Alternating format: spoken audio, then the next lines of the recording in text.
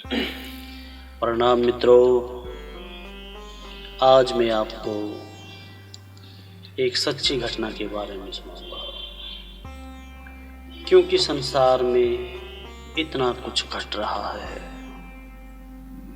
लेकिन किसी का ध्यान नहीं जाता।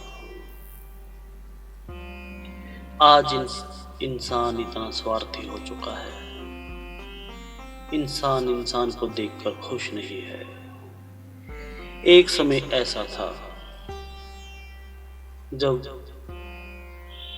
किलोमीटर के एरिया में कोई नजर आता था और हर मीटर की दूरी पर दुनिया भर के व्यक्ति है। इस बात को तो आप मानते होंगे,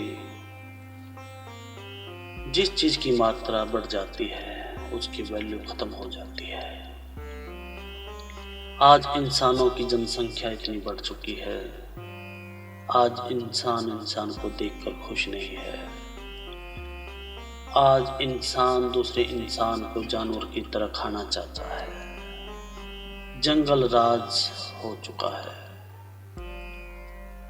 परमात्मा ने दुनिया इसलिए बनाई थी ताकि सब खुश रह के अपना जीवन यापन करे, परमात्मा का नाम ले, खुशी पूर्वक इस संसार में सभी व्यक्ति रहे। लेकिन आज आबादी बढ़ने की वजह से हर आदमी एक दूसरे को खाना चाहता है, लेकिन वो ये भूल जाता है, जो आज किसी के लिए कुआं खोद रहा है कल उस कुएं में विश्व भी गिरेगा। किसी को परेशान करने में क्या रखा है। एक छोटी सी कथा है, वो मैं आपको सुनाता हूँ।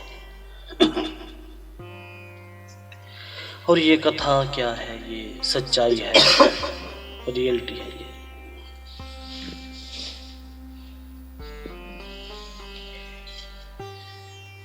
ये एक परिवार में बहुत गरीबी आ गई थी। आपको पता है, जब से संसार बना है तब से जीवन में उतार चढ़ाव हर व्यक्ति के जीवन में आते हैं। कभी अमीरी भी आती है, कभी गरीबी भी आती है, कभी सुख भी आता है, कभी दुख भी आता है, कभी स्वस्थ भी आता है, कभी बीमारी भी आती है।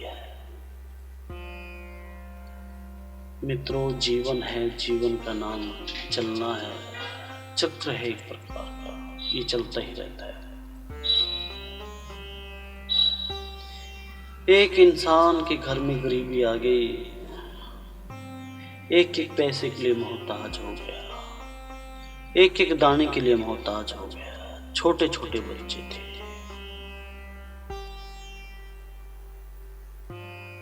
उस घर की महिला ने बीड़ा उठाया, मैं बाहर जाकर काम करूंगी, मैं दूसरे के बर्तन मांज के काम करूंगी। लेकिन मित्रों, इस संसार में किसी अनजान स्त्री का काम करना बड़ा दुखद होता है, क्योंकि यहाँ पर नरभक्षी बहुत ज्यादा है। यहाँ हर इंसान एक दूसरे को खाने के लिए बैठा है। वो महिला दर दर भटकी काम की तलाश में अचानक एक मकान में उसे काम मिल जाता है। उस मकान की मालकिन ने उसे रख लिया। उसने कहा, मुझे भी एक नौकर की जरूरत है, मुझे खाना बनाने वाले की जरूरत है, लेकिन मैं ज्यादा नहीं दे पाऊंगी। उस महिला ने सोचा, जो मिल रहा है स्वीकार कर ले, क्योंकि बेचारी पहली बार वो घर छोड़कर आई थी। घर पर छोटे छोटे बच्चों को छोड़कर आई थी। बच्चे भूखे थे, वो चाहती थी उन्हें खाना मिले, उनके लिए वो सब कुछ करने के लिए तैयार थी। मालकिन के पास लग गए। मालकिन ने कहा, मैं तुझे 5,000 रुपये महीना दूंगी।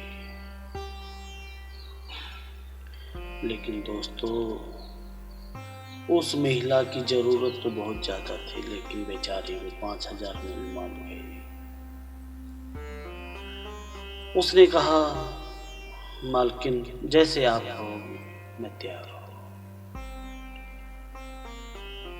उसने कहा, तुझे रसोई का खाना बनाना पड़ेगा, तुझे कपड़े धोने पड़ेंगे, तुझे झाड़ू पोछा करना पड़ेगा। उस महिला ने कहा, मैं सब करने के लिए तैयार हूं, लेकिन मेरे बच्चों को तो खाना मिलेगा ना। तो मालकिन ने पूरा दिन बहुत काम करवाया। जो काम 15 दिन में हो सकता था वो सीख लिया, उससे करवाया। दोपहर को जब खाने का समय हुआ तो मालकिन ने उस महिला को कहा, ये सब्जी है इस कटोरी के अंदर, अपने लिए 2 रोटी बना ले और खा ले। महिला ने देखा सब्जी तो पुरानी लग रही थी। महिला ने कहा, मालकिन ये सब्जी तो ऐसा लगता है जैसे कल की हो। मालकिन ने कहा, हम अपने नौकरों को 1 दिन पुरानी सब्जी देते हैं, ये हम सब अमीरों का रूल है, हम सब 1 दिन पुरानी सब्जी देते हैं। अगर तुझे खाना है तो खा ले, नहीं खाना है तो अपने घर जा, फिर काम की राह मत दे। घर पर तेरे भी बच्चे भूखे हैं, वो नजर नहीं आ रहे हैं तुझे। 1 दिन की बची हुई पुरानी सब्जी नजर आ रही है तुझे। अरे जब इतना तुझे सोच विचार करना था, वो घर से क्यों चली थी? क्यों काम की तलाश में इधर उधर भटक रही थी? तुझे तो मेरा एहसान मानना चाहिए जो मैंने तुझे काम दिया है। तो मित्रों, वो महिला काम छोड़कर चली गई। अब आप यहाँ से अंदाजा लगा लीजिए, जो इंसान नहीं समझते दूसरे को, उनका क्या समाधान होगा। जो इंसान दूसरे इंसान को भोजन में भी 1 दिन पुरानी सब्जी देने के लिए आतुर हो रहे हैं, उनका क्या होगा। परमात्मा ने सबका हिसाब रखा हुआ है अपने पास। जो इंसान आज दूसरे को परेशान कर रहा है, उसके साथ भी वही घटेगा। चाहे इस जन्म में घटे, चाहे अगले जन्म में घटे, सब कुछ घटेगा। जिस प्रकार कौरवों का जब आतंक बहुत मात्रा में बढ़ गया था, जब कंस का आतंक बहुत मात्रा में बढ़ गया था, जब रावण का आतंक बहुत मात्रा में बढ़ गया था, तब परमात्मा ने अवतार लिया। अवतारी बन के आए परमात्मा, कभी राम बनकर आए, कभी कृष्ण बन के आए। तब उस आतंक को उन्होंने मिटाया। ठीक इसी प्रकार